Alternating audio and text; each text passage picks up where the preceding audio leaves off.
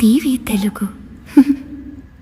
America Iran యుద్ధ మేఘాలు, ఏపీలో పెట్రో కష్టాలు, పశ్చిమాసియాలో ముదురుతున్న సంక్షోభం మన రాష్ట్రంలోని సామాన్యుడి జేబుకి చిల్లు పెడుతోంది. కిలోమీటర్ల మేర క్యూ లైన్లు, నో స్టాక్ బోర్డులు, అంతర్జాతీయ సరిహద్దుల్లో యుద్ధ జ్వాలలు ఎగిసిపడుతుంటే ఇక్కడ ఆంధ్రప్రదేశ్లో ఇంధన సెగలు సామాన్యుడిని ఉక్కిరిబిక్కిరి చేస్తున్నాయి.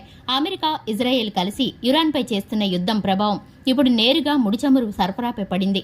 ఫలితంగా ఇండియాలో చమురు కొరత ఒక్కసారిగా పెరిగింది. ముఖ్యంగా ఆంధ్రప్రదేశ్లో పరిస్థితి దారుణంగా మారింది. విజయవాడ, గుంటూరు సహా రాష్ట్ర వ్యాప్తంగా సుమారు 10కి పైగా ప్రధాన కేంద్రాల్లో వాహనదారులు చుక్కలు చూస్తున్నారు. చాలా బంకుల వద్ద నో స్టాక్ బోర్డులు దర్శనమిస్తుండటంతో పెట్రోల్ దొరికే ఒక్క బంకు దగ్గర వేలాది వాహనాలు బారులు తీరుతున్నాయి. కేవలం పగలే కాదు, అర్ధరాత్రి అపరాత్రి అని తేడా లేకుండా వాహనదారులు పెట్రోల్ కోసం గంటల తరబడి నిరీక్షించాల్సి వస్తోంది. కిలోమీటర్ల మేర నిలిచిన వాహనాల వల్ల నగరాల్లో ట్రాఫిక్ వ్యవస్థ పూర్తిగా స్తంభించిపోతుంది.